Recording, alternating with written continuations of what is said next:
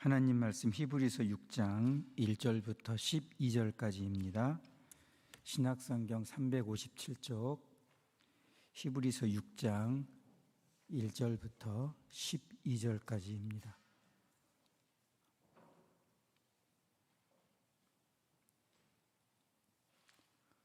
히브리서 6장 1절부터 12절까지 한 절씩 교독하여 봉독하겠습니다. 그러므로 우리가 그리스도의 도의 초보를 버리고 죽은 행실을 회개함과 하나님께 대한 신앙과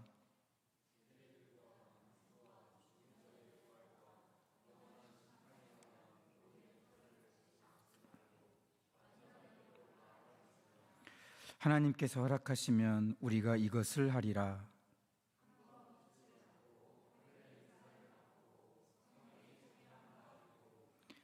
하나님의 선한 말씀과 내세의 능력을 맛보고도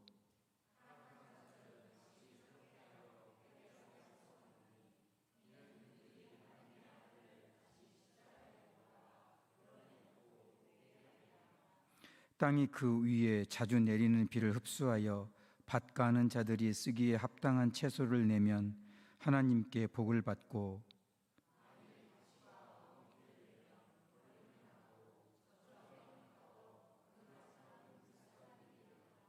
사랑하는 자들아, 우리가 이같이 말하나 너희에게는 이보다 더 좋은 것, 곧 구원에 속한 것이 있음을 확신하노라.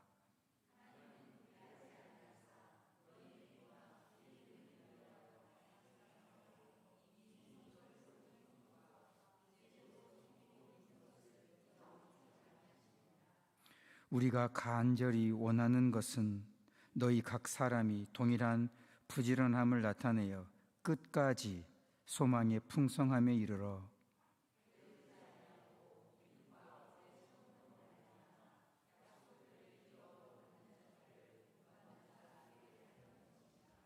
아멘. 저는 수요일에 다 끝냈습니다. 무슨 말입니까? 히브리서 필사를 수요일에 다 끝냈습니다. 참 요번엔 더 감사했던 게 성경이 다 중요하지만 히브리서는 개인적으로 좀 애착이 가는 좀 말씀이기도 했습니다. 이유는 잘 모르겠는데 늘 애착이 가더라고요. 그래서 이번에 꼭 필사해야겠다 생각하면서 필사를 했고, 그냥 필사를 하지 않고 하루에 한 장씩 쭉 하면서 또 이제 옆에 헬라어 사전 놓고 또 그 종교개혁자들의 주석 놓고 그냥 읽는 것이 아니라 한 절 한 절 체크해 가면서 단어 하나 체크해 가면서 꼼꼼히 읽었습니다. 읽으면서 나름 은혜도 많이 받았고 또 히브리서를 우리 성도님들하고 함께 나눴으면 좋겠다 싶었는데, 제가 담임 목사님 세미나 가셨을 때도 새벽에도 제가 히브리서를 했고 수요일에도 히브리서를 했고 오늘도 히브리서인데, 오늘은 히브리서 전체를 조금 이렇게 볼 수 있도록 여러분에게 도움을 드렸으면 좋겠고요. 필사를 다 하신 분도 계셨을 것이고 필사를 하고 계신 분도 계실 것이지만, 다 하신 분들은 다시 한번 오늘 말씀을 들으면서 전체 내용을 통해서 정말 히브리서가 우리에게 주시는 말씀이 무엇인지 은혜를 나눴으면 좋겠고, 필사하고 계시는 분들은 말씀을 들으면서 이렇게 좀 중점으로 해서 쓰시면 더 많은 유익이 될 것 같습니다.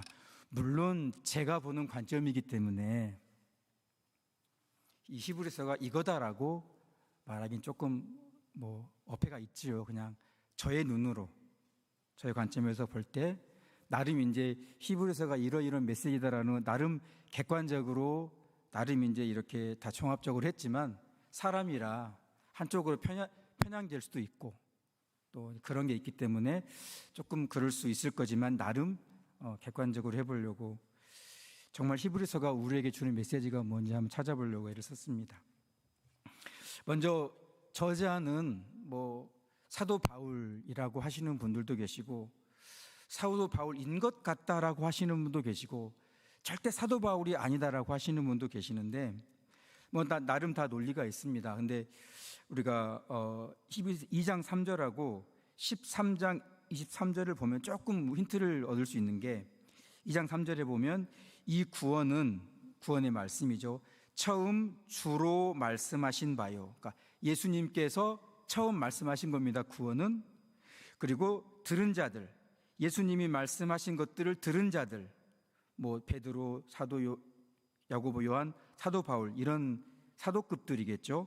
들은 자들이 우리에게 확증한 바니, 우리는 이제 히브리서를 쓰고 있는 저자가 되겠죠. 그러니까 이 히브리서는 사도 바울은 아닌 것 같아요. 왜냐하면 사도 바울이나 베드로 그런 급이라고 말하면 그렇지만 그런 어떤 위치에 있는 분들이 예수님께로부터 들은 것을 전해줬고 그 전한 것들을 받은 사람들이 바로 우리 저자죠. 13장에서는 그 우리의 무리 중에 하나가 디모데라고 말합니다. 13장 23절에 우리 형제 디모데가 너인 것을 너희가 알라. 19절에는 내가 속히 너희에게 돌아가기를. 그러니까 내가는 지금 쓰는 사람이고 내가 말할 때 우리 형제 디모데는 그 그룹, 그 위치 정도의 어떤 그 사람인 것입니다. 그래서 사도 바울은 아닌 것 같아요. 분명히 아닌 것 같고. 근데 내용을 보면 구약을 이렇게 잘 풀었을 수 있는 제자들이, 사도들이 과연 있을까라는 관점에서 본다면 사도 바울은 아니더라도 사도 바울에게서부터 잘 배운 누군가가, 디모데도 아닙니다. 디모데도 아니고 디도 잘 모르겠습니다. 누가? 잘 모르겠습니다. 어쨌든 사도 바울은 아니지만 정말 사도 바울에게 잘 배운 정도의 어떤 이 제자만이 쓸 수 있는 그런 내용이 아닌가라는 의미에서 본다면 그 사도 바울의 제자 중에 한 사람이 쓰지 않았을까. 그렇다고 해서 디도냐 디모데냐 뭐 누가냐 뭐 브리스길라 아굴라냐 특정할 수는 없습니다. 어쨌든 그런 이 위치에 있는 사람 중에 한 사람이 썼다라는 것이 가능성이 있는 것 같습니다. 독자는, 그러면 이 히브리서는 이제 이런 사도 바울 그룹 중에서 쓴 것 같고, 그러면 이 히브리서를 읽는 독자들은, 편지를 받게 된 독자들은 누구냐? 뭐 내용으로 보면 그냥 의심의 여지 없이 유대인들일 가능성이 매우 높습니다. 그냥 유대인들이라고 해도 과언이 아닙니다. 이와 더불어서 히브리서는 히브리서 독자들이 어떤 사람들인지 좀 더 자세하게 설명을 해줍니다. 유대인들이다? 그런 것보다 좀 더 자세하게 설명을 해주는데 4장 3절에 보면 이미 믿는 우리들은 저 안식에 들어가는도다. 그러니까 이미 이 사람들은 구원에 대한 확신이 조금 있는 사람들인 것 같아요. 그리고 6장 9절에 보면 사랑하는 자들아 너희에게는 이보다 더 좋은 것 곧 구원에 속한 것이 있음을 확신하노라. 저자가 히브리서를 독자들을 보고 그들 안에 구원이 있다는 걸 확신하게 됩니다.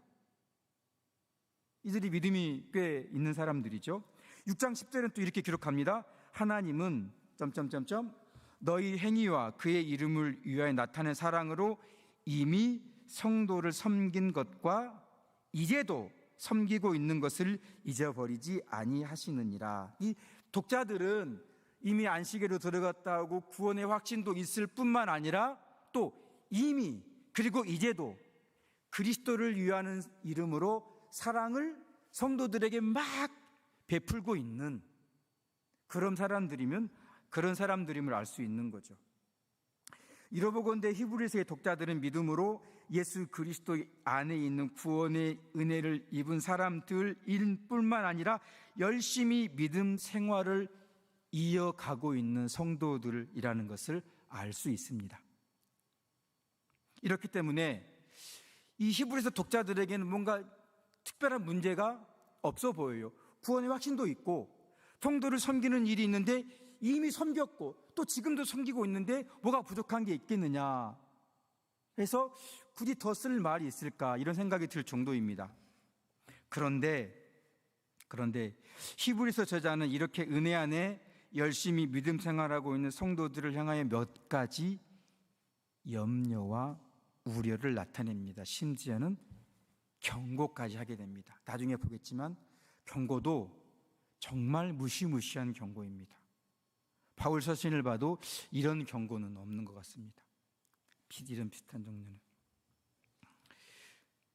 정말 문제가 없는 성도들 같지만 염려와 우려를 표현하며 경고까지 하고 있는 걸 보면 좀 다른 상황이 다른 것 같아요. 먼저 2장 1절에서 3절을 보면 저자는 이렇게 말합니다. 그러므로 우리는 들은 것에 더욱 유념함으로 우리가 흘러 떠내려 가지 않도록 함이 마땅하니라. 이거 뭐냐면 지금 이 사람들이 들은 것, 구원의 은혜죠, 구원의 교리죠, 이것들을 더욱 유념해라고 지금 말하고 있는데, 더욱 유념하라는 이 말은 헬라어로 수요일에도 말씀 나눴지만 과도하게, 정말 진지하게 집중해서 그 구원의 은혜를 살피라는 것입니다. 그렇지 않으면 흘러 떠내려가 버릴 염려가 있다라고 지금 염려, 우려를 표현하는 거예요. 흘러 떠내려간다라는 말은 뭐냐면 이 채가 있습니다. 채는 아시는 것처럼 구멍이 뽕뽕뽕 다 뚫려 있지 않습니까? 그 채에다 물을 확 부으면 어떻게 되죠? 그냥 붓는 순간 쏟아져 버리죠. 지금 이 흘러 떠내려간다는 말은 지금 이런 뜻이거든요.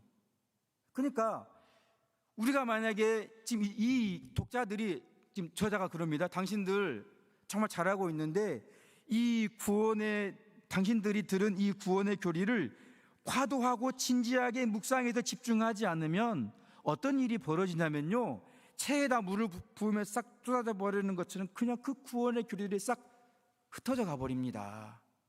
그러니까 더욱 유념해서 집중해야 합니다 라고 염려와 우려 섞인 표현을 하게 됩니다. 3절에서는 우리가 이같이 큰 구원을 등한히 여기면, 등한히는 가볍게 여기는 거죠. 유념하다라는 말과 정반대의 말입니다. 등한히 여기면 어찌 그 보응을, 그 대가를 치르지 않겠느냐. 사뭇 다르지요. 아까 이렇게 히브리 교인 독자들을 향해 했던 말과 이 지금 염려와 우려가 조금 다릅니다. 히브리서의 독자들을 향하여 이런 우려, 그러니까 히브리서 독자들은 내적으로 자기들의 구원의 교리를 등한히 가볍게 여김으로 내적으로 부패할 수 있는 그 위험이 있다라는 것입니다. 또한 10장 25절에서는 모이기를 패하는 어떤 사람들의 습관은 그냥 익숙한 어떤 생활 패턴을 말하는 거죠. 그러니까 어떤 사람들은 이 함께 모여서 예배하는 이 은혜의 자리를 그냥 패해버리는 그런 습관들이 들어져 있는데, 그 익숙함 같이 하지 말고 본받지 말라는 겁니다. 본받지 말고 오직 권하여 그날에 가까이 올수록 더 열심히 모이라고 말하는 거죠. 그러니까 지금 뭐냐면 히브리서 독자들이 사람들을 쭉 보는데 어떤 사람들은 함께 모여 예배하는 걸 이렇게 막 개스럽지 않게 여기고 가볍게 여깁니다. 우리도 되나 보다 라고 하면서 그냥 그것들을, 그 외부적인 그 오염들을 쑥 흡수할 수 있는, 흡수하고 받아들여서 부패될 수 있는 그런 위험에 우려를 표현하고 있는 것입니다. 전자는 내적으로 부패할 수 있는 우려, 구원의 교리를 가볍게, 정말 가볍게 여김으로.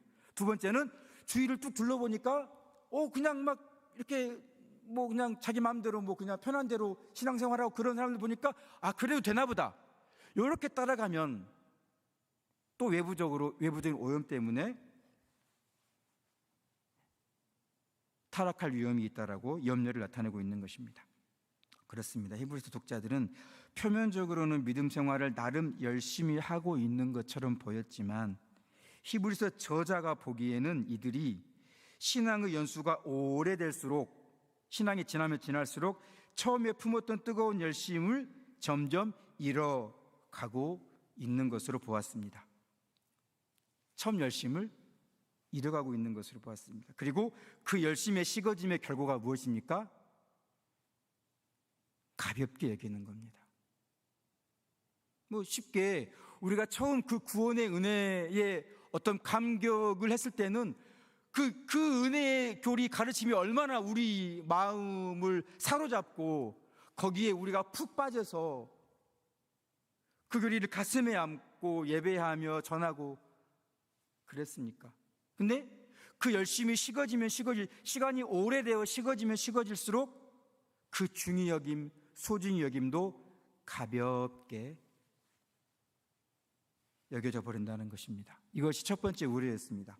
두 번째는 히브리서 기자가 5장 12절에 이렇게 기록합니다. 책망을 하고 기록합니다. 5장 12절입니다. 때가 오래되었으므로 너희가 마땅히 선생이 되었을 터인데 너희가 다시 하나님 말씀의 초보에 대하여 누구에게 가르침을 받아야 할 처지이니. 참 안쓰럽습니다. 이 말씀은 히브리서 독자들이 신앙생활을 오래 했기 때문에 오래 했습니다. 오래 했으니까 믿음과 신앙에서 자라가야 하는데, 자라가야 하죠. 그리고 그렇게 자라나서 그 믿음을 다른 누군가에게 전수해 주어야 되는데, 선생이 되어야 마땅할 터인데 이 말이죠. 자라나서 신앙생활을 오래 했으니까 자라나서 전해야 되는 선생이 될 위치에 있는데 도리어 당신들이 누군가한테 가서 다시 초보를 배워야 할 처지가 되었다. 너무 사뭇 다르게 지금 이런 우려와 책망을 하고 있는 것입니다. 우리가 많은 말을 여러 차례 들었지만 이 말씀에는 어떤 의미가 있습니까? 신앙이라는 것은 전진하지 않으면 반드시 퇴보한다는 것입니다. 이건 저의 말이 처음이 아니겠죠. 목사님 설교 때도 많이 들으셨고 오늘 본문이 그렇게 증언을 해줍니다. 시간 오래됐습니다. 우리는 누군가를 가르칠 선생이 맞습니다. 전해줘야 되는 게 맞습니다. 근데 처음을 또 배워야 할 처지, 자라나지 못했기 때문에 그 상태로 머물러 있는 게 아니라 오히려 퇴보해버렸다라는 것입니다. 그러니까 처음 그렇게 구원의 확신이 있네, 성도를 섬기네 막 칭찬하였지만 결국은 표면적으로는 그렇지만 이들의 마음의 이면에는 그런 우려가 기자의 눈에 보였다라는 것입니다. 이런 성도들을 향하여 히브리서 저자가 이 편지를 쓴 이유와 목적을 이제 전해주는 것입니다. 여러분, 내가 왜 편지를 썼냐면요, 내가 이 편지를 쓴 이유는 이것입니다. 6장 11절입니다. 오늘 우리가 읽었던 본문입니다. 그 11절은 이렇게 시작합니다. 우리가 간절히 원하는 것은, 여러분, 이 표현은 성경에 딱 두 번밖에 안 나옵니다. 우리가 간절히 원하는 것은 두 번밖에 안 나오는데, 한 번은 로마서 1장 11절에 바울이 로마 성도들을 향하여서 내가 당신들을 보기를 간절히 원하는데 그 이유는 뭐냐면 어떤 신령한 은사들을 당신들에게 나누어 주어서 당신들을 견고하게 세우기 위함입니다.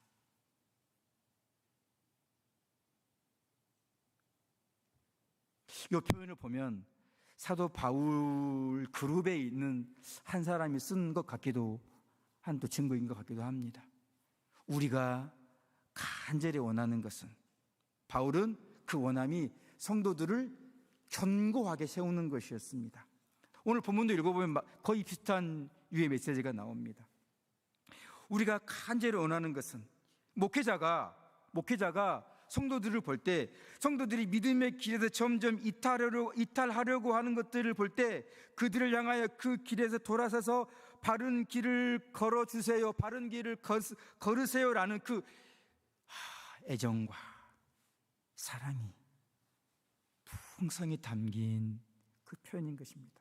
사도 바울이 정말 그런 마음, 각 교인들을 향하여 그런 마음과 비슷한 마음입니다. 성도들을 향한 애정 어린 권면, 우리가 간절히 원하는 건 이겁니다, 이렇게 말하는 것입니다. 히브리서 기자는 계속 이어갑니다. 우리가 간절히 원하는 것은 너희 각 사람이 동일한 부지런함을 나타내어 끝까지 소망의 풍성함에 이르러 게으르지 아니하고 믿음과 오래 참음으로 약속들을 기업으로 받는 자들을 본받는 자, 추방자, 모방하는 사람들이 되게 하려는 것이라. 이렇게 간절히 원하는 것이라면 이것이 히브리서를 쓴 저자의 목적이 아닐까요? 로마서에서 성도들을 견고하게 세우기를 간절히 원했던 사도 바울의 그 심정, 어쩌면 그의 제자인 누군가가 그 심정을 닮아 다시 히브리서 독자들의 신앙을 세우려고 하는 이 말씀의 중심은 바로 성도들에게 인내를 요구하고 있는 것입니다. 인내. 끝까지 가려면 인내가 필요하죠. 끝까지 인내하라. 왜냐하면 그 인내의 열매는 바로 약속들을 기업으로 받는 자들을 본받게 하는 것이기 때문입니다. 그래서 이제 10장 36절에서는 단도직입적으로 이렇게 표현합니다. 너희에게 인내가 필요함은 너희가 하나님의 뜻을 행한 후에 약속하신 것들을 받기 위함이라. 약속하신 것들은 분명히 받는데 그냥 아무렇게 받는 것이 아니라 하나님의 뜻을 행한 후에 받는다라는 것입니다. 그 하나님의 뜻을 이루기까지 인내하세요. 그것이 우리가 당신들을 향한 간절히 원하는 것입니다. 여러분 인내하세요. 하나님의 뜻을 이룰 때까지 인내하세요. 그 하나님의 뜻은 무엇일까요? 10장 7절에 이렇게 기록합니다. 보시옵소서 두루마리 책에 나를 가리켜 기록된 것 같이 하나님의 뜻을 행하려 왔나이다. 예수님에 대한 예언이죠. 하나님의 뜻을 행하려 왔나이다. 10장 9절에서는 보시옵소서 내가 하나님의 뜻을 행하려 왔습니다. 첫째 것을 패하심은 둘째 것을 세우려 하심입니다. 예수님이 왔는데 첫째 것을 패하고 둘째 것을 세우기 위함이었다라고 말씀하십니다. 무엇이죠? 바로 하나님의 뜻은 예수 그리스도를 통한 성도들의 구원이죠. 그런데 히브리서 기자는 그냥 구원입니다. 하나님의 뜻은 구원입니다만 뭉뚱그려 말하지 않고 이 구원에 대해 더 자세하게 말합니다. 12장 10절에서 이 구원을 더 자세하게 표현하는데 이렇게 표현합니다. 그들은 잠시 자기 뜻대로 우리를 징계하였거니와 오직 하나님은 우리 유익을 위하여 그의 거룩하심에 참여하게 하시느니라. 그렇습니다. 히브리서 기자는 예수 그리스도 안에 있는 구원이 가지고 있는 구원의 과거적 관점, 현재적 관점, 미래적 관점 중에서 특별히 이 히브리서를 통해서 현재적 관점에 초점을 맞추고 있습니다. 그 현재적 관점의 구원이 무엇입니까? 바로 거룩하게 하심입니다. 하나님의 뜻은 너희의 거룩함이라. 데살로니가서 4장이죠. 이 거룩하게 하심이란 온전함을 말합니다. 히브리서 안에서 말하는 것입니다. 온전함을 말합니다. 자, 이 히브리서는 이 온전함에 대해서 그냥 한마디로 온전함이라고 말하지 않고 세 가지로 온전함을 다르게 표현합니다. 10장 14절에서는 그가 거룩하게 된 자들을 한 번의 제사로 영원히 온전하게 하셨느니라. 여기 온전하게는 텔레이오인데 이거 뭐냐면 계획을 끝까지 완성함으로써 온전하게 한다는 뜻입니다. 나중에 설명드리겠습니다. 10장 22절은 우리가 마음의 뿌림을 받아 악한 양심으로 벗어나고 몸은 맑은 물로 씻음 받았으니 참 마음과 온전한 믿음으로 나아가자. 여기서 온전함은 플레르포리아인데 하나도 빠짐없이 가득 채움을 통해서 완전을 이루는 것입니다. 저 뭐가 하나 퍼즐 조각 하나 빠지면 완전히 안 되는 것처럼 하나하나 다 가득 채워서 퍼즐을 딱 완성시키는 것처럼 완전하게 하는 것을 바로 온전하게 한다고 말하고 있습니다. 여기서 온전함은 예수 그리스도를 온 우주에 가득 채운다라는 그런 거겠죠. 13장 21절에서는 너희 모든 선한 일에 너희를 온전하게 하기 위해 자기 뜻을 행하게 하시고 그 앞에 즐거운 것을 두었나니.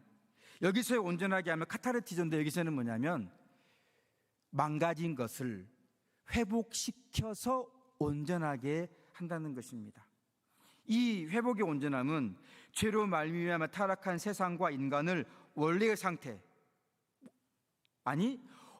상태보다 훨씬 더 복된 상태로 회복시키는 것을 말하는 것입니다. 그러므로 이 히브리서가 말하는 하나님의 뜻을 행한 후에 약속하신 것을 받게 하려 함이라서, 이 하나님의 뜻은 세상과 인간을 향한 하나님의 구원 계획을 완성시키는 것을 말하고요, 또 하나님의 뜻은 온 우주를 예수 그리스도로 가득 채우심으로 완전하게 만드는 것입니다. 에베소서 1장 마지막 절에 뭐라 말합니까? 교회는 그의 몸이니 만물을 충만케 하시는 자의 충만함이니라. 가득 채워서 플레르포리. 그리고 마지막에 하나님의 뜻은 타락한 세상과 죄인들을 원래 상태보다 더 복된 상태, 곧 예수 그리스도의 상태로, 형상으로 회복시키는 것입니다. 요거를 간단하게 표현하면, 제가 너무 어렵게 말했습니다. 죄송합니다. 그리스도의 형상을 담는 것입니다. 이것이 목적입니다. 이것이 간절히 원하는 것입니다. 물론 구원의 과거적 시점도 있고 구원의 미래적 시점도 있습니다. 이 기자가 다 알고 있습니다. 그러나 기자는 여기서 지금 강조하고 있는 것이 현재적 관점, 거룩하게 하심, 온전하게 하심, 그리스도의 형상을 닮아가게 하는 것, 그 닮음이라는 것이 바로 계획을 이루는 것이고, 구원의 계획을 이루는 것이 바로 닮게 하는 것이고, 또 예수 그리스도를 가득 채우는 것, 담는 거죠. 성도들이 다 예수님을 닮게 함으로 온 우주 하나하나에 다 예수 그리스도가 심겨지는 것을 말하는 거죠. 닮게 하는 것, 형상을 그리스도 형상에 회복시킴으로 닮게 하는 것, 그리스도 형상을 담는 것입니다. 닮아가는 것입니다. 닮기까지 계속해서 전진해 나가는 것입니다. 닮기까지 계속해서 끝까지 멈추지 않고 인내하며 전진하는 것입니다. 이 뜻을 행한 후에 약속한 것을 받을 수 있기 때문에 인내가 필요하다라고 독자들에게 말씀을 주고 있는 것입니다. 여기서 멈추지 않습니다. 12장 1절 3절, 우리가 너무 잘 아는 유명한 말씀이죠. 이러므로 우리에게 구름같이 둘러싼 허다한 증인들이 있으니 모든 무거운 것과 얽매이기 쉬운 죄를 벗어버리고 인내로써 우리 앞에 당한 경주를 하며 너희가 죄와 싸우되 아직 피 흘리기까지는 대항하지 아니하고. 여기서 성도들이 죄와 피 흘리기까지 싸워야 한다고. 죄와 피 흘리기까지 싸워야 하기 때문에 뭐가 필요하다고요? 인내가 필요하다는 것입니다. 죄와 싸우되 피 흘리기까지. 예수 그리스도의 피값을 통해 죄 씻음과 죄 용서의 은혜를 입었지만 과거적 관점이죠. 성도들 안에는 여전히 현재적 관점으로 보면 죄의 본성, 타락한 욕심, 탐욕들의 본성이 남아 있으므로 현재적 관점에서 구원을 얻기 위해서는 그 본성들과 끊임없이 싸워야 한다는 것입니다. 그래야 거룩해지고 그래야 온전하게 된다는 것입니다. 그래서 하나님의 뜻을 이루어 간다는 것입니다. 그 후에 약속하신 것을 받을 수 있다는 것입니다. 오뚜기를 이렇게 하면 했다가 딱 놓으면 어떻게 됩니까? 탁 올라가죠. 반대로 이렇게 했다가 놓으면 탁 올라갑니다. 오뚜기죠. 근데 오뚜기를 이렇게 딱 했는데 오뚜기가 안 올라갑니다. 얘는 오뚜기인가요? 오뚜기 아닌가요? 오뚜기가 아니죠. 얘는 왜 올라갑니까? 그게 오뚜기의 본성이기 때문입니다. 마찬가지입니다. 우리 안에 있는 본성은 오뚜기처럼 끊임없이 하나님을 거역하고자 하는, 하나님의 뜻에 관심을 두지 않고 하나님의 말씀에 거역하고자 하는 본성들이 오뚜기처럼 솟아나옵니다. 그런 본성을 하나님이 이렇게 누르시는 거죠. 그럼 우리가 선을 행하게 됩니다. 그러다가 하나님 손을 탁 놓으면 다시 얘가 오뚜기처럼 죄의 본성이 슉 솟아오릅니다. 그럼 우리는 우리 안에 있는 죄를 막 쏟아냅니다. 제 말이 맞지 않나요? 오뚜기와 같습니다. 그러니까 우리는 하나님께서 오뚜기를 이렇게 누르는 것처럼 이렇게 누르고 있는 만큼 우리는 은혜를 입는 것이고, 하나님이 그렇게 누르고 계신 그것만큼 우리는 거룩해지고 온전해지는 것입니다. 뭘 통해서요? 죄와의 피 흘리기까지의 싸움을 통해서 그렇게 되는 것이죠. 그래서 히브리서 3장 14절 이렇게 기록합니다. 우리가 시작할 때에 확신한 것을 끝까지 견고히 잡으면 그리스도와 함께 참여한 자. 그렇죠? 그리스도의 성품에, 그리스도의 구원의 은혜의 열매에 참여한 자가 된다는 것입니다. 어떻게요? 시작할 때 확신한 것을 끝까지 견고히 인내로 붙잡고 있으면 그렇게 된다는 것입니다. 이런 권면으로 바울이 아닙니다. 히브리서 저자는 독자들에게 겉으로는 성도들을 섬기는, 그러니까 그런 행위가 없다라고 말하지 않아요. 그런 행위들이 있어요. 그렇지만 더 중요한 이 구원의 뜻, 구원의 목적, 하나님의 뜻, 성도의 영혼을 거룩히 하고 삶을 거룩히 하는 그거에 대해서는 관심을 갖지 않은, 가볍게 여기는 이런 독자들에게 인내하라는 권면합니다. 시간이 되었는데 딱 하나만 더 하고 마치겠습니다. 인내를 지금까지는 히브리서 기자가 독자들에게 긍정적인 면으로 인내를 권면했습니다. 그렇죠? 근데 이제는 히브리서 기자가 아주 부정적인 경고를 통해 인내를 권면합니다. 그러니까 한쪽으로만 쏠리는 게 아닙니다. 막 긍정만 하는 것도 아니고 막 부정만 하는 것도 아니고 긍정적 권면과 부정적 경고를 적당하게 적절히 섞어줌으로써 독자들이 이 긍정적 권면 때문에 막 이렇게 방탕한 것도 아니고 또 그 부정적 경고 때문에 너무 쫄아가지고 두려워가지고 그렇게 되는 것도 아니고 정말 균형을 잡아주는 그런 권면입니다. 근데 요 경고의 권면은 무섭기도 하지만 히브리서 본문이 좀 굉장히 좀 이해가 난해하기도 한 그런 본문입니다. 6장 4절 6절입니다. 한번 비침을 받고 성령의 은혜의 빛을 받았습니다. 그래서 예수 그리스도를 알게 된 거죠. 죄 용서의 은혜를 알게 된 거죠. 하늘의 은사를 맛보고, 그러니까 하나님이 주신 이 땅에 많은 축복들이 있지만 이 땅의 축복과는 비교할 수 없는 그 하늘에 속한 은사를 맛봤습니다. 그리고 성령에 참여한 바 되었습니다. 그리고 하나님의 선한 말씀과 내세의 능력을 맛보았습니다. 하나님의 말씀이 자기를 움직이는 그 말씀의 능력을 맛보았습니다. 내세의 능력 뭡니까? 죽음이 안 두려워요. 예전에는 죽는 게 두려웠고 예전에는 죽는 게 무서웠지만 이 내세의 능력을 알고 난 뒤로는 죽음이 무섭지 않습니다. 그런 능력을 맛보고도 타락한 자들은 다시 새롭게 하여 회개할 수 없나니 조심하세요. 무섭죠. 근데 요거는 성도님들 시간이 조금 넘었습니다만 설명이 필요합니다. 여기서 타락한 자들이라는 말은, 타락에는 일반적인 타락과 특별한 타락이 있습니다.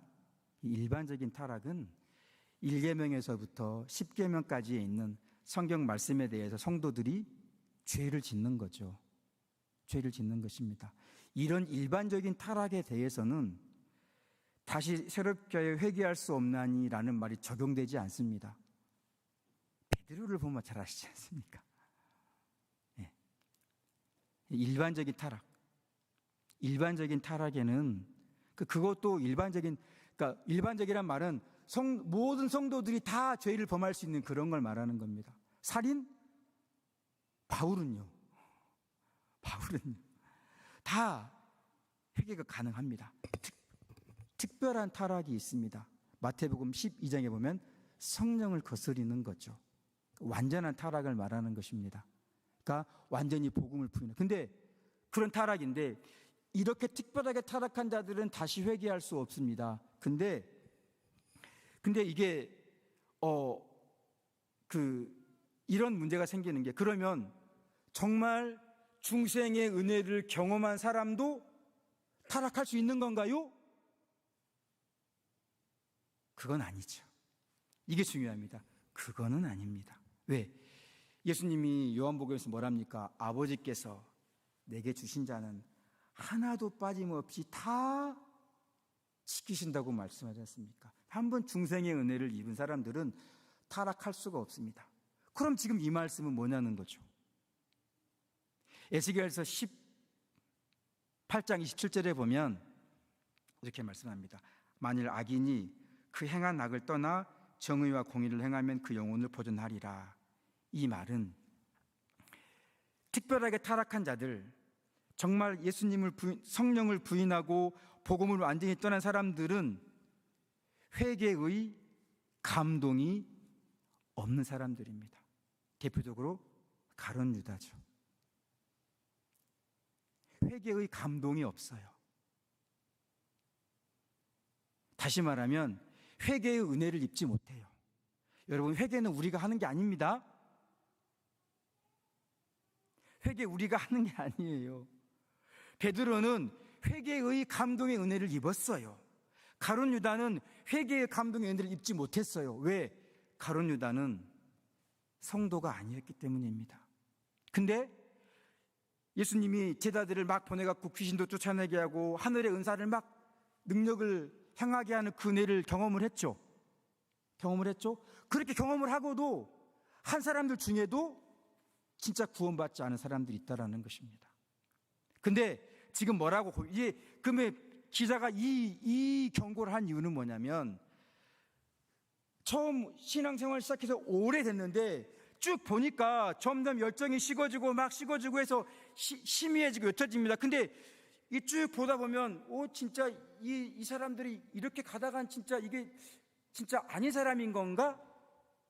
오늘날 용어로 바꾸면 정말 죄송하고 정말 말씀드리기 두렵지만 가나안 성도들은 정말, 제가 말씀드리기 참 저도 그렇습니다만 조금 위험합니다. 이 말씀을 드리는 이유는 주위에 그런 분들이 있을 때 동일한, 이렇게가 아닐지라도 정말 그들이 이렇게 되어고 정말 이들이 아닌 자들도 판명되지 않도록 우리는 모르거든요. 누가 이 사람이고 누가 이 사람이 몰라요. 단지 그냥 결과적으로만 알 뿐이지. 그러니까 우리는 그런 사람들이 주위에 있다면 오늘 이 저자의 심정으로, 성도님, 집사님, 정말 간절히 원하는데 이렇게 가다가는 진짜 못 돌아와요. 회개의 감동이 있으면 돌아올 것입니다. 그러나 아니면 안 되겠지요. 그래도 우리는 해야 되겠지요. 지금 이 경고를 함으로써 인내하세요. 끝까지 인내하세요. 하나님의 뜻을 행한 후에 약속하신 걸 받습니다. 하나님의 뜻이 무엇입니까? 구원입니다. 현재, 과거, 현재, 미래, 그 관점 중에서 특별히 현재적 관점, 거룩, 온전하게 하심, 그리스도를 닮아가는 것, 닮아가는 것, 끝까지 닮아가는 것, 끝까지 닮아가기를 전진하는 것, 끝까지 닮아가기를 포기하지 않고 끊임없이 전진하는 것.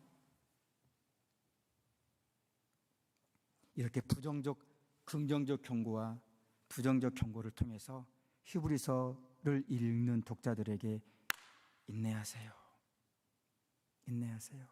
죄와 피 흘리기까지 싸우셔야 됩니다. 우리가 구원을 입었습니다. 구원을 입은 건 확실합니다.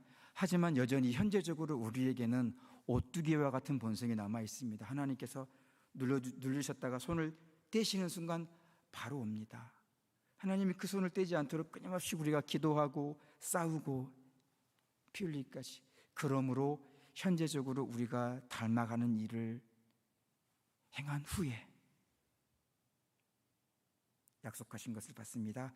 처음 시작한 것을 끝까지 견고하게 붙잡으면 우리가 그리스도에 참여함이라. 3장 14절 말씀처럼 끝까지 참으면, 성도다움을 이루기 위해 끝까지 인내해가면, 그 뜻을 이룬 후에 약속한 것들을 받기 때문에 히브리서 기자가 그렇게 위험성 있는, 눈으로 볼 때 우려와 염려와 있는 성도들을 향해 그렇게 긍정적 권면과 부정적 경고로 말씀을 나누고 있습니다. 사랑하는 성도 여러분, 죄송합니다. 늘 제가 시간을 또 훨씬 넘겼는데요. 히브리서를 필사하고 있기 때문에 저도 많이 은혜를 입었고, 또 필사하는 중에 또 듣고 쓰시거나 다시 보시면 좀 더 다를 거라 믿습니다. 목적은 우리가 간절히 원하는 것요, 말씀한 것처럼 그리스도를 닮아가는 일에 피 흘리기까지 수고하고 애써 약속하신 것들을 다 받아 예수님께 참여할 수 있는 우리 모든 성도님들 되시기를 예수님의 이름으로 축복합니다.